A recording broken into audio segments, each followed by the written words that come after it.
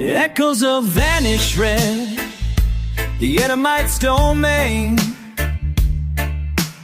buried in dust, yet the truth shall remain.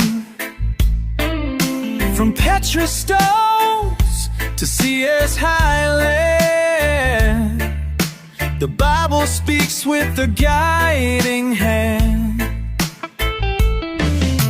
History, maps and ruins agree. God's word confirmed through archaeology. Mystery revealed with divine insight by King Chaitanya Saga shining bright.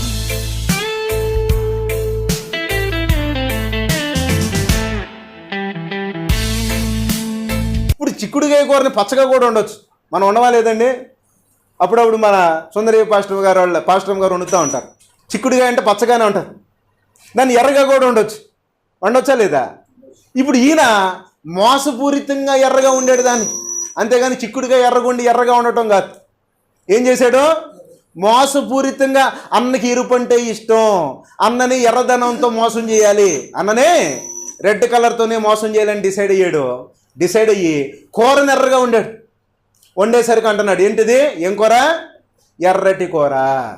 ఈ ఎర్రటి కూర నాకు ఇస్తావా అని చెప్పి ఆ కూర చూస్తే చిక్కుడుకాయ కూర, మాంసం కూడా కాకపోయా. ఆ చిన్న కూరకే జ్యేష్ఠత్వాన్ని కూడా అమ్మేసి మోసపోయినా అన్న. ఇప్పుడు మనం ఎవరిని అనాలంటే మోసపోయిన అనాలా, మోసం చేసిన అనాలా? క్రైస్తవులు చాలా మంది ఏమంటారు, వాడు నన్ను మోసం చేశాడు అంటారు. తప్పు. ఎందుకని? మోసపోవటం నీకు అలవాటు, మోసం చేయటం ఆయనకి కొట్టిన విద్య అది, అవునా కదా? ఆయన మోసం చేస్తేనే ఉంటాడు. జాగ్రత్తగా ఉండాల్సింది ఎవరు? మనం. వాడు ఎర్రటి కూర వండుతానే ఉంటాడు, నువ్వేం చేయాలి? అది మాంసం కాదు కదా, ఆఫ్టర్ ఆల్ చిక్కుడుకాయ కదని పక్కన పెట్టేయాలి. ఈయన పోయాడు, ఈయన అడిగాడు, ఈయన తెచ్చుకున్నాడు, జ్యేష్ఠత్వాన్ని ఇచ్చేసిన తర్వాత అన్నీ మోసపోయిన తర్వాత అప్పుడు స్టార్ట్ అవుతుంది ఫైటింగ్. ఏంటా ఫైటింగ్? ఆఖరికి తండ్రి దీవెన దగ్గరికి వచ్చిన తర్వాత అక్కడ కూడా మళ్ళీ మోసం. ఈ మోసం తర్వాత ఏం జరిగింది? తమ్ముడంటే పగ, తమ్ముడంటే ఈర్ష్య, తమ్ముడు దొరికితే చంపేశాను. అందుకని చెప్పి తమ్ముడు ఎట్టో పోయాడు, అన్న ఎక్కడో ఉన్నాడు. ఈ స్టోరీ అంతా మీకు తెలిసిందే. ఈ స్టోరీలో మళ్ళీ వాళ్ళు కలుసుకునే టైం వచ్చింది. ఏంటా టైము? అన్నకి రిపెంటెన్స్ వచ్చింది, మారు మనసు వచ్చింది. ఏమని? నేను బాగా సంపాదించాను, తమ్ముడు కూడా బాగానే సంపాదించాడు. పోతే పోయింది జ్యేష్ఠత్వం, పోతే పోయింది అన్నీ. కాకపోతే నాకేమిచ్చాడు? నా దగ్గర అన్నీ కరెక్ట్గానే ఉండి అని చెప్పి ఒకానొక టైంలో తమ్ముడి దగ్గరికి వెళ్ళాడు, తమ్ముడిని కౌగిలించుకున్నాడు, తమ్ముడిని పలకరించాడు, మెడ మీద ముదులు పెట్టాడు. నువ్వంటే నాకు ఇష్టంరా తమ్ముడు అన్నాడు. తర్వాత వాళ్ళు ఎలా మారారండి? అన్నదమ్ములు కలిసిమెలిసి జీవించడం ప్రారంభించారు. అయితే ఈ దీవెనలు పోయిన తర్వాత ఏమని దీవిస్తున్నాడో మనందరం ఒక మంచి మాటను చదువుదామండి. ఒక మంచి మాటను చదువుదాం. 25వ అధ్యాయం 27వ వచనం. 25వ అధ్యాయం 27వ వచనం. అందరికి తెలిసిన మాటను మరొకసారి చదువుదాం. 25వ అధ్యాయం 27వ వచనం. ఆ చిన్నవారు ఎదిగినప్పుడు ఏశావు వేటాడుయందు నేర్పరి అయి అరణ్యవాసి అయి ఉండను. మన పాయింట్ ఇది. ఇప్పుడు ఏశావుకి ఏది ఇష్టం? ఫస్ట్ ఎరుపు అంటే ఇష్టం, తర్వాత ఎక్కడ జీవించడం అంటే ఇష్టం? అరణ్యంలో జీవించడం అంటే ఇష్టం. పొలాల్లో ఉండటం ఆయనకి ఇష్టం లేదు. ఆయన ఫేవరెట్ ఏంటి? ఒకటి ఎరుపు, రెండోది అరణ్యంలో జీవించాలి.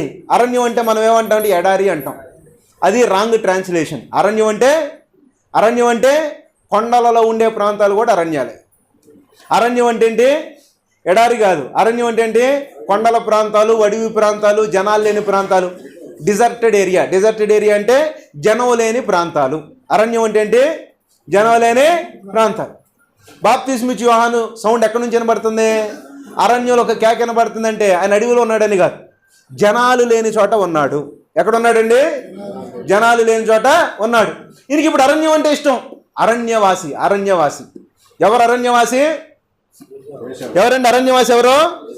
ఏశావు అరణ్యవాసి కాబట్టి ఈయన అంత అయిపోయిన తర్వాత వెళ్ళి అడుగుతా ఉన్నాడు. ఏమని అడుగుతున్నాడో చదువుదాం. 38వ వచనం,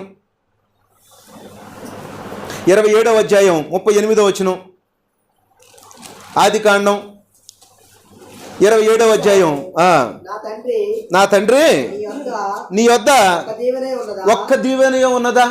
చూడండి ఎలాంటి దిగజారి స్థితికి వచ్చాడు. దీవెనలు ఎవరయ్యే? వాస్తవానికి ఈయనయే. మోసపోయిన తర్వాత తండ్రిని రిక్వెస్ట్ చేస్తున్నాడు, తండ్రి ఒక్క దీవెన ఇస్తావా? ఒక్కటైనా ఉందా తండ్రి? చదవండి ఇంకా. నా తండ్రి నన్ను కూడా దీవించమని తన తండ్రితో చెప్పి ఏశావు ఎలుగెత్తి ఏడవగా. ఎలాంటి పరిస్థితి? చేతిలో ఉన్నప్పుడేం వాడుకోరు జనం, అవునా కదా? మనుషులందరూ చేసే తప్పులేంది? చేతిలో ఉన్నప్పుడు ఏది వాడుకోరు, అన్నీ అయిపోయిన తర్వాత అప్పుడు ఏడవటం మొదలు పెడతారు, అవునా కదా? నా సూత్రం ఏంటంటే ఏదన్నా టైంలో ఉన్నప్పుడే దాన్ని తీసుకుని వాడేసుకోవాలి. ఏమంటారు? ఒకవేళ అది దాటిందనుకోండి మళ్ళీ మన దగ్గరికి రాదు. అది దీవెనైనా ఇంకోటైనా సరే. ఎక్కడైనా వాక్యం చెప్పడానికి పిలిచారనుకోండి, అవకాశం ఉంటే అది దూరమైనా దగ్గరైనా రూపాయి ఇచ్చినా ఇవ్వకపోయినా వెళ్ళేసి చెప్పేసి వస్తాం. ఎందుకని? అవకాశం ఉన్న రోజునే దాన్ని వాడేసుకోవాలి, అవునా కదా? తర్వాత మళ్ళీ ఎప్పుడో ప్లాన్ చేస్తే అవి జరిగేవి కాదు, పెట్టేవి కాదు. జరుగుతాయండి? జరగవు. ఇప్పుడు దీవెనలు కూడా అన్నీ అయిపోయిన తర్వాత ఏడుస్తూ ఉన్నాడు. అసలే తండ్రికి ఏశావు అంటే ఇష్టం. ఆ ఏడుపు చూడలేక తండ్రి ఏమని దీవిస్తున్నాడు? చదవండి. నీ నివాసము 39వ వచనం, అందరు అండర్లైన్ చేసుకోవాలి. నీ నివాసము భూసారము లేకయు పైనుండి పడు ఆకాశపు మంచు లేకయు ఉండును. నీవు నీ కత్తి చేత బ్రతుకుదువు, నీ సహోదరునికి దాసుడు వగుదువు. నీవు తిరుగులాడుచుండగా నీ మెడ మీద నుండి అతని కాడి విరిచివేయుదువని అతనికి ఉత్తరం ఇచ్చెను. ఏమని చెప్పాడో? నువ్వు ఎక్కడైతే జీవిస్తావో నీకు వర్షం లేదు, నువ్వు ఎక్కడైతే ఉంటావో అక్కడ నుంచి మంచు రాలదు, నువ్వు ఎక్కడైతే ఉంటావో కత్తి తీసుకుని బతకాలి. కత్తితో ఏం చేయాలి? పశువుల్ని నరకాలి, ఆ మాంసాన్ని నువ్వు తినాలి. ఇది నీ బతుకు. లైఫ్ స్టైల్ మారిపోయింది. అందుకే దేవుడు అంటున్నాడు ఏమని? తల్లి గర్భంలో ఉన్నప్పుడే చెబుతాడు, ఇదిగో ఒక డిఫరెంట్ జానపదాన్ని ప్రపంచానికి పరిచయం చేస్తున్నా. ఏంటా డిఫరెంట్ జానపదం? మనుషులు ఉండే ప్రాంతంలో నువ్వు ఉండవు, మనుషులందరూ ఉండే చెట్లు చేమల మధ్య నువ్వు ఉండవు, నువ్వు పెరిగే ప్రాంతంలో చెట్లే ఉండవు, నువ్వు పెరిగే ప్రాంతంలో ఆకాశం నుంచి వర్షం పడదు, మంచు పడదు. నువ్వు పెరిగే ప్రాంతంలో నువ్వు బతకాలంటే ఏం చేయాలి? కత్తి తీసుకోవాలా, వేటకు పోవాలా, వేటతో నరకాలా, నరికిన తర్వాత ఆ రక్తంతో ఆ ఎర్రని మాంసాన్ని నువ్వు తినాలా. ఇది నీ లైఫ్ స్టైల్. ఎవరి లైఫ్ స్టైలు? ఒక జానపదం, కొత్త జానపదం స్టార్ట్ అవుతుంది ప్రపంచంలో. ఎక్కడండి? ఎక్కడిది? సేయీరు అనే ఒక మన్యంలో, సేయీరు అనే ఒక కొండ మీద, ఈ కొండ ప్రాంతం మీద ఒక ఎర్రనే జానపదం స్టార్ట్ అవుతుంది. ఇప్పుడు ఏం జరుగుతుంది? జానపదం మొదలవుతుంది. ఎవరి ద్వారా? ఈ జానపదానికి మూల పురుషుడు ఎవరో? ఏశావు. ఏశావుకి ఇంకో పేరేంటి? ఏదోం అంటే అర్థం ఏంటి? ఎర్రని వాడు. ఈ ఎర్రటోడికి ఏది ఇష్టం? ఎరుపు అంటే ఇష్టం. కాబట్టి ఈయన ప్రపంచం అంతా చూసి ఒక ప్రాంతాన్ని కనుగొన్నాడు. ఆ ప్రాంతం ఎలా ఉందో తెలుసండి? కొండ చూస్తే ఎర్రగా ఉంది. మళ్ళీ ఫేవరెట్ కలర్ ఏంటి? చెప్పాలి పాస్టర్ గారు. ఫేవరెట్ కలర్ ఏంటి? ఎరుపు. ఎత్తుక్కుంటా వెళ్ళాడు, ఎర్రటి కొండలు ఎక్కడ ఉన్నాయా. ఈ కొండలు చూసిన తర్వాత అలా పైకి పోయి చూస్తే, అక్కడి నుంచి చూస్తే ఎర్రటి మైనింగ్ కనపడుతుంది. మైనింగ్. మనం గూడూరు పోతే మనకి ఏం మైనింగ్ ఉంటుంది? అబ్బరకం మైనింగ్. అలాగే ఈయన అనుకున్న మైనింగ్ ఏంటంటే ఎర్రగా ఉండే మైనింగ్, ఎర్రగా ఉండే మెటల్. ఏంటంటే ఎర్రగా ఉండే మెటల్ ఏంటి చెప్పండి? అప్పుడప్పుడు మన పెద్దవాళ్ళు తాగుతూ ఉంటారు నీళ్లు. దేంట్లో? రాగి మైనింగ్ ఎలా ఉంటుంది? ఎర్రగా ఉంటుంది. ఈ రాగి ఉండే ప్రాంతం అన్నమాట కొండలు. అలాంటి రాగి మైనింగ్ ఉండే ఒక మంచి ప్రాంతంలోకి వెళ్ళిన తర్వాత ఎండబడితే అసలే ఎర్రటి కొండల్లో ఆ మెటల్తో రిఫ్లెక్ట్ అయ్యి ఎర్రగా కనిపిస్తున్న ఒక ప్రాంతం. ఈ ప్రాంతానికి ఉన్న పేరే సేయీరు మన్యం. దాని పేరేం పేరు? సేయీరు మన్యం. అక్కడ వర్షం వస్తుందా? వర్షం లేదు. అక్కడ చెట్లు ఉంటాయా? చెట్లు ఉండవు. అక్కడ వాళ్ళు భోజనం చేయాలంటే ఏం చేయాలి?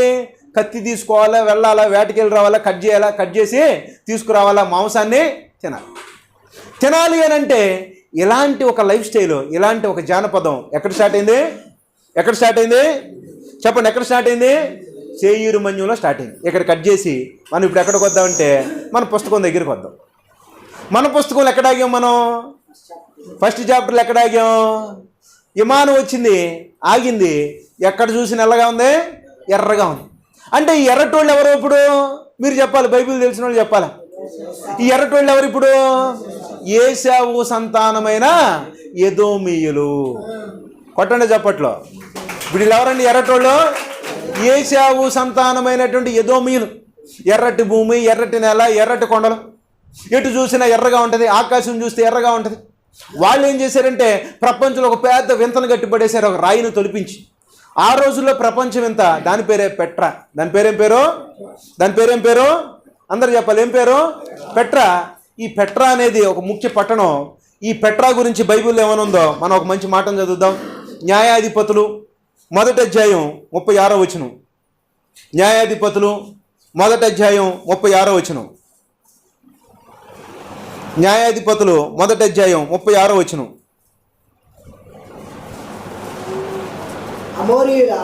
అమోరీయుల సరిహద్దు మొదలుకొని హసెల్లా వరకు వ్యాపించను. బాగా అర్థం చేసుకోండి, హసెల్లా వరకు వ్యాపించను.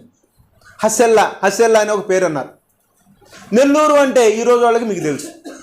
200 సంవత్సరాల క్రితం నెల్లూరు అంటే ఎవరికైనా తెలుసా? 200 సంవత్సరాల క్రితం ఏమని పిలవాలి? దీన్ని ఏమని పిలవాలి? సింహపూరి అని పిలవాలి. బైబిల్లో కూడా హసెల్లా అని రాసినప్పుడు అప్పుడు దాని పేరు ఏం పేరు? హసెల్లా. దాని తర్వాత దాని పేరు మారి శేలా అయింది. ఆ శేలా తర్వాత ఏమైందంటే శేలా అంటే రాయి, రాయి అంటే రాక్, రాక్ అంటే పెట్రా. ఈరోజు దాని పేరు ఏం పేరు? పెట్రా. ఈరోజు దాని పేరు ఏం పేరు? పెట్రా.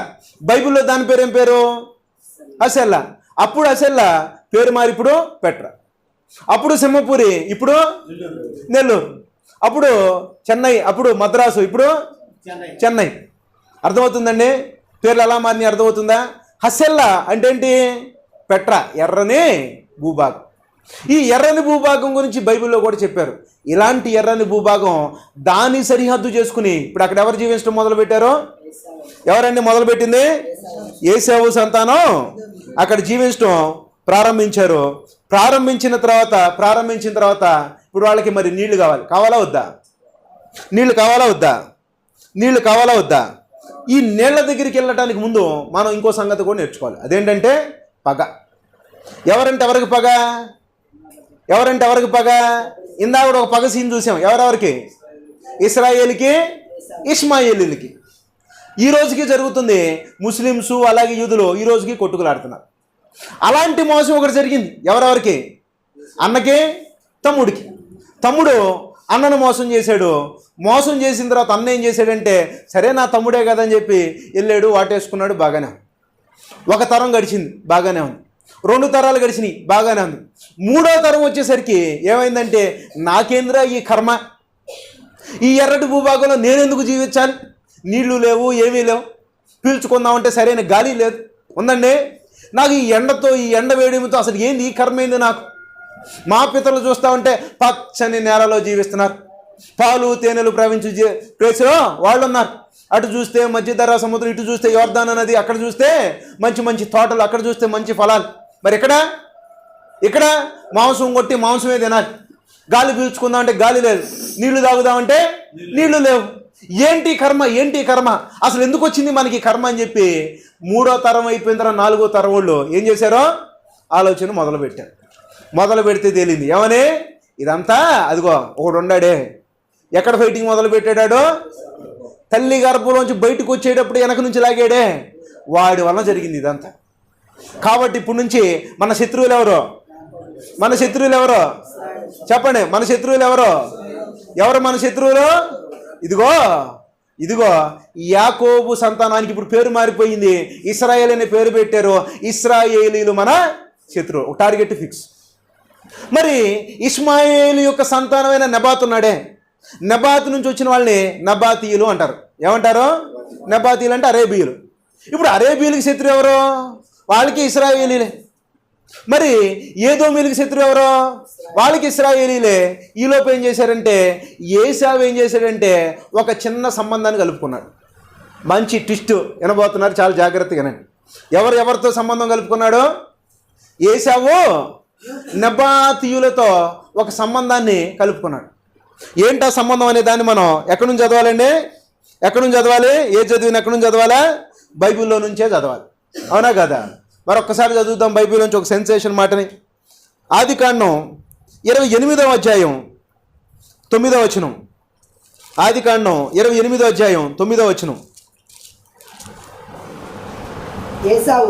ఏశావు ఇష్మాయేలు నొద్దకు వెళ్ళి తనకున్న భార్యలు గాక అబ్రహాము కుమారుడైన ఇష్మాయేలు కుమారుడైన నెబాయతు సహోదరు అయిన మహాలతును కూడా పెళ్లి చేసుకుని. ఇది ట్విస్ట్. అసలు ట్విస్ట్ ఏందండి? శత్రువులు కలుస్తున్నారు. శత్రువులు ఇప్పుడు ఏమవుతున్నారు? మిత్రులు అయిపోతున్నారు. శత్రువులు ఎవరు? ఇష్మాయేలు సంతానం శత్రువులు ఇశ్రాయేలీలకి, అవునా కదా? ఏశావు శత్రువులు. ఇప్పుడు ఏశావుకు ఉన్న భార్యలు కాకుండా ఇప్పుడు ఎక్కడికి వెళ్ళాడు? అరేబియాకు పోయి అరేబియాలో ఇష్మాయేలు కొడుకైనటువంటి నెబాయత్, ఈ నెబాయత్కు ఒక చెల్లి ఉంది. ఏం పేరు? చెప్పాలి, అందరూ చెప్పాలి. ఏం పేరండి? ఏం పేరు? మహాలతును ఏం చేశాడు? పెళ్లి చేసుకున్నాడు. పెళ్లి చేసుకున్న తర్వాత ఇప్పుడు వీళ్ళిద్దరు ఒకటే. ఇప్పుడు ఎవరండి? అరేబియులు ఎదోమీయులు కలిసి జీవించడం ప్రారంభించారు. పాయింట్ అర్థమైందా లేదా? ట్విస్ట్ ఎక్కడొచ్చింది? అరేబియులు అలాగే ఎదోమీయులు ఇద్దరు కలిసి ఒకే ప్రాంతంలో జీవించడం ప్రారంభించారు. కలిసి కట్టుగా. మన ఇద్దరం ఎవరో కామన్ శత్రువు, మన ఇద్దరు ఎవరు? మిత్రులు. నువ్వు నాకు బంధువు, నేను నీకు బంధువు. మన ఇద్దరికి శత్రువు ఎవరు? ఇశ్రాయేలీలు. ఇద్దరం కలిసి వాళ్ళని కొట్టాలి, ఇద్దరం కలిసి వాళ్ళని కొట్టాలని చెప్పి ఇప్పుడు ఇక్కడ నుంచి పగరేగుతా ఉంది. వీళ్ళిద్దరు బంధువులు అయిపోయారు. వీళ్ళందరూ కలిసి ఒక ప్రాంతంలో జీవిస్తున్నారు. ఆ ప్రాంతం పేరేం పేరు? సేయీరు మన్యం. ఏం పేరండి అది? సేయీరు మన్యం. ఈ సేయీరు మన్యానికి రాజధాని ఏంటంటే బోస్రా. అందరు రాసుకోండి. సేయీరు మన్యానికి రాజధాని అంటే బోస్రా. బైబిల్ గ్రంథంలో ఈ బోస్రా అనే పేరు మనకు చాలాసార్లు కనపడింది. బోస్రా అని మీకు ఎప్పుడు వినపడినా దాని అర్థం ఏంటంటే ఎవరాళ్ళు? ఏదోము దేశము. బోస్రా అంటే ఏదోము దేశం యొక్క రాజధాని. హైదరాబాద్ అన్నాం అంటే ఏంటది? ఏ రాష్ట్రం? హైదరాబాద్ అంటే ఏ రాష్ట్రం? తెలంగాణ. ఒకప్పుడు హైదరాబాద్ అంటే ఏ రాష్ట్రం? ఆంధ్రప్రదేశ్. మద్రాసు అంటే ఏ రాష్ట్రం? తమిళనాడు. నేను మద్రాసు పోయానంటే తమిళనాడు పోయాను అని. దేవుడు కూడా అప్పుడప్పుడు నేను బోసరాన్ని ఎత్తేస్తానంటే ఎవరిని ఎత్తేస్తానో? ఏదో మీల్ని ఎత్తిపడేస్తున్నాను. అలాగే వాళ్ళ రెండో రాజధాని పేరు ఏం పేరంటే ఇప్పుడే మనం అనుకున్నటువంటి పెట్రాని బైబిల్ ఏమన్నారు? సేలా. ఈ పెట్రా గురించి మీరు అందరూ కొన్ని సంగతులు తెలుసుకోవాలి. అదేంటంటే పెట్రా యొక్క వైభవం గురించి మీరు అందరూ తెలుసుకోవాలి. పెట్రా ఎలాంటి గొప్పదంటే ఒకప్పుడు ప్రపంచంలో వింతది. ఒక పెద్ద కొండని అక్కడి నుంచి పైనుంచి కింద దాకా చెక్కి ఆ పెట్రాలో నుంచి ఒక రాజమార్గాన్ని ఏర్పాటు చేశారు. ఈ రాజమార్గం ఏంటంటే కొండలలో నుంచి వ్యాపారస్తులు అటు యూరప్ దేశానికి ఇటు ఆసియా దేశానికి మధ్య రాజమార్గం. ఎటు నుంచి ఎటు? అందరు చెప్పాలి. ఎటు నుంచి ఎటు? అటు యూరప్ దేశానికి ఇటు ఆసియాకి మధ్యలో రాజమార్గం అది. ఇలా పోయి ఆ పెట్రా ఆకుండా అలా పోవాలి. వాళ్ళందరూ ఏ వ్యాపారాలు చేసేవాళ్ళంటే అందరూ మంచి బోళము సాంబ్రాణి. యేసుక్రీస్తు పుట్టినప్పుడు ఏం తెచ్చారండి? బోళము సాంబ్రాణి ఉండే దేశం. ఏంటి ఆ దేశం? బోళము సాంబ్రాణి ఎక్కువగా ఉండే దేశం ఏంటి? ఏ దేశం అండి? ఏదోము దేశం. మంచి కొత్త పాయింట్లు అంటున్నారు, చాలా జాగ్రత్తగా నోట్ చేసుకోండి. దాన్ని కదిలించి మగండి, అది కదులుతూ ఉంది. ఏదోము దేశంలో ఏం ఫేమస్? బోళము సాంబ్రాణి. ఈ బోళము సాంబ్రాణి కాకుండా వాళ్ళ దగ్గర మైనింగ్ ఉందని చెప్పాను. ఏం మైనింగ్ అది? రాగి. ఈ రాగిని వాళ్ళు ఎక్స్పోర్ట్ చేసేవాళ్ళు. ఇంకోటి ఏంటంటే ఈ ఏదోము దేశం దాటి కిందకి రాగానే అక్కడ ఒక ప్లేస్ ఉండేది. ఆ ప్లేస్లో ఒక షిప్పింగ్ కంపెనీ ఉండేది. ఏముండేదండి? ఓడలను నిర్మించే ఒక కేంద్రం. దాని ఓనర్ ఎవరో తెలుసా? సొలొమోన్. ఓడలకు ఓనర్ ఎవరండి? సొలొమోన్ గారు ఒక పోర్టుని కట్టించాడు. సొలొమోన్ గారి ఓడలన్నీ ఎక్కడి నుంచి బయలుదేరాయి తెలుసండి? ఏదోము దేశంలో నుంచి బయలుదేరాయి. సొలొమోన్ గారి ఓడలో 3 సంవత్సరాలకు ఒకసారి ఒక ట్రిప్ వేసేది. ఎక్కడి నుంచి? ఓఫీరు దేశానికి వెళ్ళాయి, బంగారాన్ని ఎక్కించుకునే. అటు నుంచి అటు మన భారతదేశానికి వచ్చేది, భారతదేశంలో నెమలను, కోతులను, ఏనుగు దంతాలను ఎక్కించుకుని అటు నుంచి అటు చైనా పోయి అక్కడ నుంచి సిల్క్ను ఎక్కించుకునేది. ఏమి ఎక్కించుకునే? సిల్క్. వీటిని ఏమంటారంటే సిల్క్ రూట్ అంటారు. ఏమంటారండి? Silk route. ఇప్పుడు అదిరిపోయే పాయింట్ ఒకటి చెబుతాను, వినంగానే మీకు ఏమవ్వాలి? ఎంటుకలు అట్లా నెక్కపొడుచుకోవాలన్నమాట. భారతదేశంలో మొట్టమొదటిగా సొలొమోను గారు పంపించినటువంటి షిప్పుల ద్వారా భారతదేశానికి ఎవరు వచ్చారో తెలుసండి? యూదులు వచ్చారు. యూదులు ఎక్కడికి వచ్చారు? అలా కేరళ దగ్గర ఉన్నటువంటి మలబార్ కోస్ట్ అంటే కొచ్చిన్ అనే ప్రాంతం దగ్గర దిగారు. ఈ యూదులకు ఉన్నటువంటి అలవాటు ఏంటంటే వాళ్ళు ఎక్కడున్నా సరే శనివారం అయ్యేసరికి, శనివారం అంటే విశ్రాంతి దినం, సబ్బాతు విశ్రాంతి దినం. ఇంకేం చేయాలి? వాళ్ళు ఎక్కడున్నా సరే ధర్మశాస్త్రాన్ని తీయాలి, ధర్మశాస్త్రాన్ని చదవాలి. వాళ్ళు అక్కడి నుంచి వచ్చేటప్పుడు ఏం తెచ్చుకున్నారో తెలుసా? అప్పటికే మోషే ద్వారా రాయబడిన ధర్మశాస్త్ర ప్రతులను తెచ్చుకున్నారు. తెచ్చుకున్న తర్వాత భారతదేశంలో మొట్టమొదటి ఆలయాన్ని కట్టింది ఎవరో తెలుసండి? యూదులు. భారతదేశంలో మొట్టమొదటి ఆలయాన్ని కట్టింది ఎవరో? యూదులు. వాళ్ళు వచ్చి కట్టారు. కట్టడమే కాకుండా భారతదేశంలో మొట్టమొదటిగా రాయబడిన గ్రంథాన్ని తెచ్చింది వాళ్ళే. ఏంటా గ్రంథం? అందరు చెప్పాలి. ఏంటా గ్రంథం? ధర్మశాస్త్ర గ్రంథం. ఎక్కడుంది అది? నీ చేతిలో ఉన్న బైబిల్లోనే. అంటే భారతదేశంలో మొట్టమొదటిగా రాయబడిన పుస్తకం ఏంటో చెప్పండి. చెప్పాలి, అందరూ చెప్పాలి. ఏంటది? బైబిల్ గ్రంథం. కొట్టండి చప్పట్లో. భారతదేశంలో బైబిల్ లేకముందు రాత అంటే ఏంటో భారతదేశం వాళ్ళకి తెలియదు. రాత అంటే ఏంటో తెలియదు. ఈ మధ్యకాలంలో ఈ పోస్ట్ నేను ఒక దగ్గర పెట్టాను, సోషల్ మీడియాలో, ఇన్స్టాగ్రామ్లో పెట్టిన తర్వాత చరిత్రలో ఏబిసిడీలు తెలియనోడు ఒకడు, నువ్వు అన్ని తప్పులు చెబుతున్నావు అది ఇది అన్నాడు.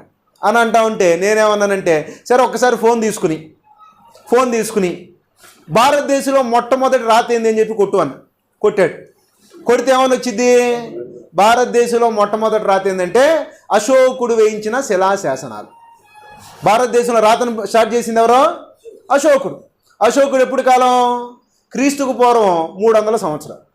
సొలొమోను గారి షిప్ ఎప్పుడు వచ్చింది? క్రీస్తుకు పూర్వం 960వ సంవత్సరం. అంటే దీనికి దాని గ్యాప్ ఎంత? ఈయనకి రాత అనేది తెలియకముందే ఎప్పుడో క్రీస్తుకు పూర్వం 960 సంవత్సరాలు అంటే అశోకుడు రాయటానికి 660 సంవత్సరాల ముందు భారతదేశంలో రాయబడిన గ్రంథం వచ్చింది. కావాలంటే నువ్వు నీ గూగుల్లో ఎత్తుకో బాబాని ఎతికితే ఆయనకి మైండ్ పోయింది. అది కూడా అశోకుడు ఏ భాషలో రాయించాడో తెలుసండి? అశోకుడు రాపించిన భాష ఒకటి గ్రీకు భాష, రెండోది అరామిక్ భాష, యేసుక్రీస్తు మాట్లాడిన అరామిక్ భాష. అంటే ఇప్పుడు క్వశ్చన్ ఏంటి? హీబ్రూ భాషను ఎందుకు రాపించాడు? అశోకుడికి హీబ్రూకి సంబంధం ఉందా లేదా? ఉంటేనే రాపిస్తాడు, లేకపోతే ఎందుకు రాపిస్తాడు? లాజిక్ని అర్థం చేసుకోవాలి. ఉంటేనే రాపిస్తాడు, లేకపోతే ఎందుకు రాపిస్తాడు? అశోకుడు గ్రీకు భాషలో రాపించాడంటే అశోకుడికి గ్రీకు భాషకి సంబంధం ఉందా లేదా? ఉంది కాబట్టి రాపించాడు. అశోకుడు భారతదేశంలో మొట్టమొదటి రాతని అరామిక్ భాషలు ఎందుకు రాశారు అంటే అప్పటికి అరామిక్ భాష ఇండియా మొత్తం వ్యాప్తి చెందింది. కొట్టండి చప్పట్లో. ఎక్కడి నుంచి వచ్చింది అది? సొలొమోను గారి కాలంలోనే భారతదేశంలో ఎంట్రీ ఇచ్చింది. అందుకే మన సౌత్ ఇండియన్ పేర్లు అలాగే బైబిల్ ఉన్న హీబ్రూ పేర్లు రెండు ఒకేలాగా ఉంటాయి. అవునా కదా? మనం పొల్లయ్య అంటాం. ఏమంటాం? పొల్లయ్య అంటాం. అక్కడేమంటాం? బైబిల్లో ఏలియా అంటాం. అయ్యా. అవునా కదా? ఇలాంటి పేర్లు కనిపిస్తే ఎక్కడున్న పేర్లు అక్కడ ఉంటే, అక్కడున్న పేర్లు ఎక్కడ ఉంటాయి. ఎక్కడి నుంచి వచ్చినాయి ఇవన్నీ? అక్కడి నుంచి సొలొమోను గారి కాలంలో భారతదేశంలో రాత వచ్చింది. మొట్టమొదటి గ్రంథం బైబిల్ అని చెప్పి ప్రతి క్రైస్తవుడు ఏం చేయాలి? మేసం మెలేసి చెప్పాలా వద్దా? ఎలుగెత్తి చెప్పండి. ఎందుకనంటే వాళ్ళకి అంత సీన్ లేదు, చెప్పుకుని ప్రూవ్ చేసుకోవడానికి ఏమీ లేదు. రాత అంటే ఏంటో తెలియదు. రాతకు సంబంధించిన ఏబిసిడీలు రాకముందే బైబిల్ గ్రంథం అనేది భారతదేశంలో ఎప్పుడో అడుగు పెట్టిందా లేదా? ఇలాంటి గొప్ప సంగతులు చెప్పాలంటే మీకేం తెలియాలి? మీ చరిత్ర తెలియాలి. అవునా కదా? హిస్టరీ తెలియకుండా వాళ్ళని వాడెప్పుడో మాది కొన్ని లక్షల సంవత్సరాలు, కోట్ల సంవత్సరాలు అంటాడు. నెంబర్లు కూడా తెలియదు ఆడికి. తెలుసా? తెలీదా? తెలియనోడికి చెప్పాలంటే మీరేం చేయాలి? ఇప్పుడు బైబిల్ని బాగా నేర్చుకుని మీరు గొప్పగా కనుక చెప్పారనుకోండి, ఎలా ఉంటుంది బైబిల్? బైబిల్ ఎలా ఉంటుందండి? వండర్ఫుల్గా ఉంటుంది. మొదటి రాజుల గ్రంథం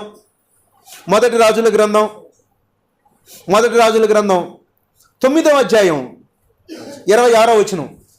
మొదటి రాజుల గ్రంథం 9వ అధ్యాయం 26వ వచనం. మొదటి రాజుల గ్రంథం. మరియు రాజైన సొలొమోను ఏదోము దేశపు ఎర్రని సముద్రమందున్న ఏలాతు దగ్గర బాగా అర్థం చేసుకోండి. ఏదోము దేశానికి కింద ఏముంది? ఒక పోర్ట్ ఉంది. ఆ పోర్టు పేరు ఏం పేరు? ఏలాతు. అందరు చెప్పాలి. పోర్టు పేరు ఏం పేరు? అందరు చెప్పాలి. పోర్టు పేరు ఏం పేరు? ఏలాతు అని ఒక పెద్ద పోర్ట్. అంతకుముందు మన నెల్లూరులో పోర్ట్ ఉందా? లేదు. ఎప్పుడు వచ్చింది పోర్టు? సోనియా గాంధీ వచ్చింది, అడుగు పెట్టింది. రాజశేఖర రెడ్డి వచ్చాడు, అడుగు పెట్టాడు. తర్వాత ఎవరో వచ్చారు, స్టార్ట్ చేశారు. ఈరోజు మనకేముందండి ఇక్కడ? కృష్ణపట్నం పోర్టు ఉంది. ఏలాతులో కూడా సొలొమోను గారి కాలంలో ఏమొచ్చింది? ఒక పోర్ట్ వచ్చింది. ఈ పోర్టు దగ్గర ఏం జరుగుతుందో మరొకసారి చదవండి. 9వ అధ్యాయం 26వ వచనం. మరియు రాజైన సొలొమోను ఏదోము దేశపు ఎర్రని సముద్రమందున్న ఏలాతు దగ్గర,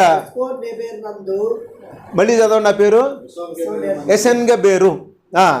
ఎసెన్గెబెరు నందు ఓడలను కట్టించను. కొట్టండి చప్పట్లో. సొలొమోను గారు ఏం చేశాడు? ఒక షిప్పింగ్ కంపెనీ పెట్టి, అది కూడా ఏ దేశంలో? ఏదోము దేశంలో. అంటే ఎర్రటి దేశంలో కింద ఏముందంటే అక్కడ ఎర్రని సముద్రం. ఇప్పుడు చెబుతాను నేనండి ఒక పాయింట్. ఈ ఎర్రటి కొండలో నుంచి పైనుంచి కింద చూశారనుకోండి, నీళ్ళు ఎలా కనపడుతున్నాయి? ఎర్రగా కనపడుతుంది. నీళ్లు ఎరిపే. ఎక్కడి నుంచి చూస్తే? ఏదోములో నుంచి సముద్రాన్ని చూస్తే నీళ్లు కూడా ఎర్రగానే కనపడుతున్నాయి. ఇంకా నెక్స్ట్ వచనం చదవండి. 27వ వచనం. సొలొమోను సేవకులతో కూడా హీరాము సముద్రపు ప్రయాణము చేయ జరిగిన ఓడవారైన తన దాసులను ఓడల మీద పంపెను. వారు ఓఫీరును పోయి అచ్చట నుంచి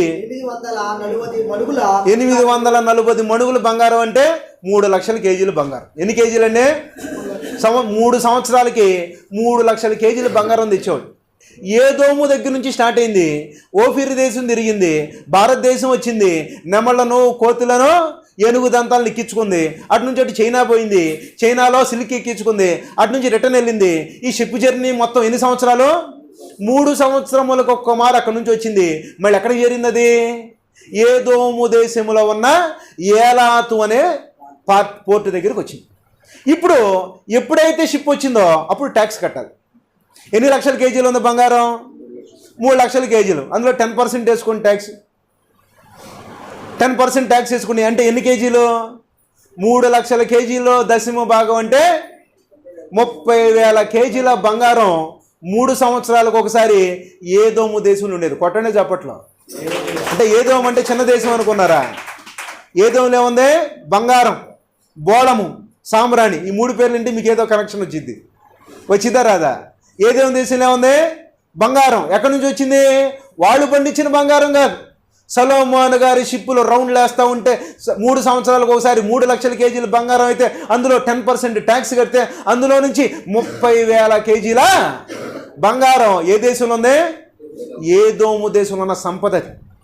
ఏదోము దేశంలో ఉన్న బోళం ఎక్స్పోర్ట్స్, ఏదేము దేశంలో ఉన్నటువంటి సాంబ్రాణి ఎక్స్పోర్ట్స్, ఏదేము దేశం నుంచి కాపర్ ఎక్స్పోర్ట్స్, ఏదేము దేశంలో ఉన్న మెటలర్జీ, ఏదేము దేశం వాళ్ళు దేంతో బతకాలని చెప్పాడు తండ్రి? నీవు నీ కత్తి చేత బతకాలనంటే కత్తులు తయారు చేసేదంతా ఏదోము దేశం. ఎవరు చూసినా కానీ ఇదిగో ఎలిగీయటం, పొయ్యి ఎలిగీయటం, కత్తిని తయారు చేయటం, రకరకాల కత్తుల్ని తయారు చేయటం. ఆ కత్తులతో ఏమైపోయారండి వాళ్ళు? ఎవడొస్తాడో రెండురా చూసుకుందాం, యుద్ధానికి వస్తావా రా, ఒక్కడివే వస్తావా, 100 మంది వస్తావా, 1000 మంది వస్తావా రా అని చెప్పి యుద్ధానికి చిటికలేసి మరీ పిలిచేవాళ్ళు. ఏదేం ఎటా పిలిచేవాళ్ళండి? చిటికేసి మరీ పిలిచేవాళ్ళు. వీళ్ళు ఎక్కడ ఉండేవాళ్ళు? కొండ మీద ఉంటారనమాట. అందుకే ఉపాధ్యాయ గ్రంథంలో ఒక మాట ఉండేది, కొండ సందున ఎక్కడ, అదిగో ఆ పైన ఎక్కడో ఉండి ఏం చేస్తున్నాడు ఆయన? ఎవడొస్తాడో రండి. యుద్ధానికి వచ్చేటప్పుడు వాడు పైనుంచి వచ్చేటప్పుడు ఏం చేస్తాడో? ఒక రాయి దొల్లిచ్చినా చచ్చిపోతారు. సన్నటి సందులో నుంచి సన్నటి సందులో నుంచి వాళ్ళు రావాలంటే వాళ్ళకి ఎలా ఉండాలి? ఇప్పుడు వచ్చే డేరింగ్ కూడా ఎవరికి లేదు. యుద్ధం అంటే భయం. ఏదో మీలు పేర్లు చెబితే భయం. ఏదో మీలు కత్తులన్నీ రెడీ చేసుకున్నారు. డబ్బుల్లో దిట్ట, సంపదలో దిట్ట. ఈ సంపదతో పాటు మొట్టమొదటిగా రాజులను ఏర్పాటు చేసుకుంది ఎవరో తెలుసండి? ఎవరో? ఏదో మీలే. మొట్టమొదటిగా ప్రభుత్వం కరెక్ట్గా ఉండాలని చెప్పి ప్రతి 100 మంది మీద ఒక లీడర్ను పెట్టినటువంటి ఫస్ట్ టెక్నాలజీని మొదలుపెట్టింది ఎవరంటే ఏదో మీలే. ఎంతమంది మీద? 100 మంది ఉంటే 100 మందికి ఒక లీడర్. దాన్నే మనం ఈరోజు ఏం చేస్తామండి? ప్రభుత్వంలో ఎమ్మెల్యే కింద వాళ్ళ కింద వీళ్ళు, వాళ్ళ కింద సర్పంచులు, దాని కింద మళ్ళీ ఉంటాయి కదా వార్డుకి హెడ్, 100 మంది మీద ఒకళ్ళు. ఈ సిస్టాన్ని మొదలుపెట్టింది ఎవరో? ఎక్కడండి మొదలుపెట్టింది? ఇది ఏదోమీల దగ్గర నుంచి రాజరికం స్టార్టింగ్. ఇశ్రాయేలులో రాజు అనేవాడు లేకముందే ఏదోము దేశంలో రాజులు ఉన్నారు. ఇశ్రాయేలీలు ఇంకా దేశం ఏర్పడకముందే ఏదోము దేశంలో సంపద ఉంది. వీళ్ళ దగ్గర పవర్ ఉంది, మనీ ఉంది, పోర్టులు ఉంది. ఇంకో ఆశ్చర్యకరమైన సంగతి చెబుతాను. ఎప్పుడు వినని సంగతి ఒకటి చెబుతాను, అందరికి మైండ్ పోయే సంగతి ఒకటి చెబుతాను. విని దేవుడు ఎంత గొప్పవాడో మీరు అర్థం చేసుకోవాలి. చేసుకుంటారు లేదా? ఈ సంగతి చెప్పి ఒక 5 నిమిషాలు బ్రేక్ ఇద్దాం. ఆదికాండం 36వ అధ్యాయం. ఆదికాండం 36వ అధ్యాయం 24వ వచనం.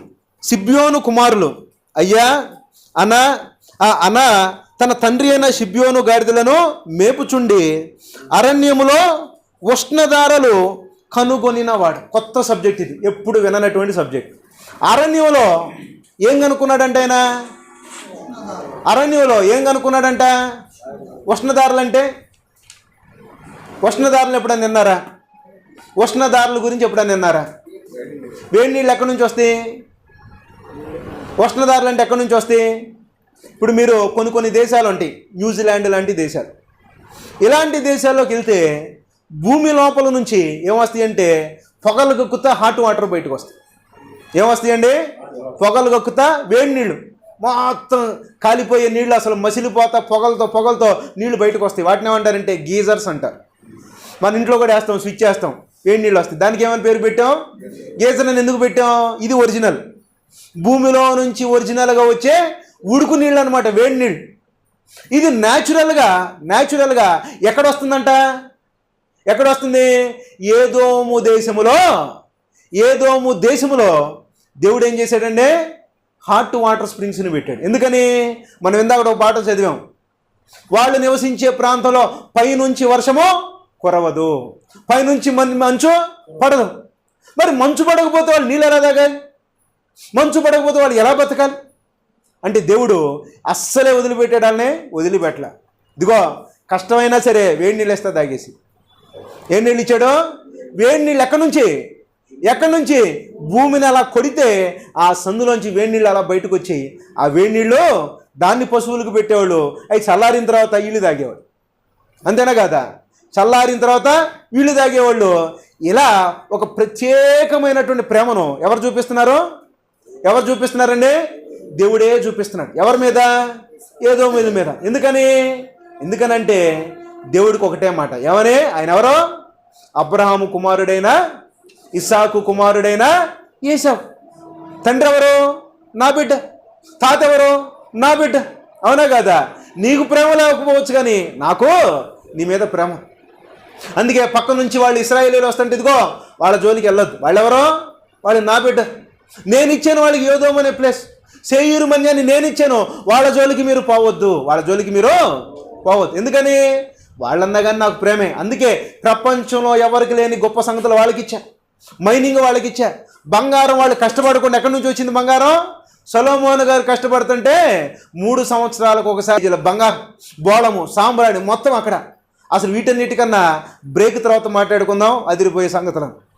ఒక బ్రేక్ తీసుకుందామండి. మరి ఒక 5-10 నిమిషాలు మంచినీళ్ళు తాగి, టీ ఉంటే టీ తాగేసి చిన్న బ్రేక్ తీసుకుని దాని తర్వాత కనుమరుగైనటువంటి ఒక మహాసామ్రాజ్యం గురించి మాట్లాడు. అందరికీ వందనాలు. చిన్న బ్రేక్ తీసుకుందాం, చిన్న ప్రార్థన చేసుకుందాం. పరిశుద్ధుడా, ప్రేమమయుడా, సర్వశక్తిమంతుడా, ఈ మొదటి సెషన్ ప్రభా, మరి బైబిల్లో ఉన్న అనేక సంగతులను మాట్లాడుకున్నాం ప్రభా. అలాగే కొద్ది విరామం తర్వాత మరొకసారి మేము మాట్లాడుకోబోతుండగా అందరికీ అర్థం ఉన్నట్లుగా ప్రభు మీరే బోధించండి, మీ సహాయాన్ని దయచేయమని యేసు నామములో అడిగి వేడుకున్నాం తండ్రి, ఆమేన్. History maps and ruins agree. God's word confirmed through archaeology. Mystery revealed with divine insight. By King Chaitanya saga shining bright. Echoes of vanished red, the Edomite's domain. By King Chaitanya saga shining bright. Echoes of vanished red, the Edomite's domain. By King Chaitanya saga shining bright. Echoes of vanished red, the Edomite's domain. By King Chaitanya saga shining bright. Echoes of vanished red, the Edomite's domain. By King Chaitanya saga shining bright.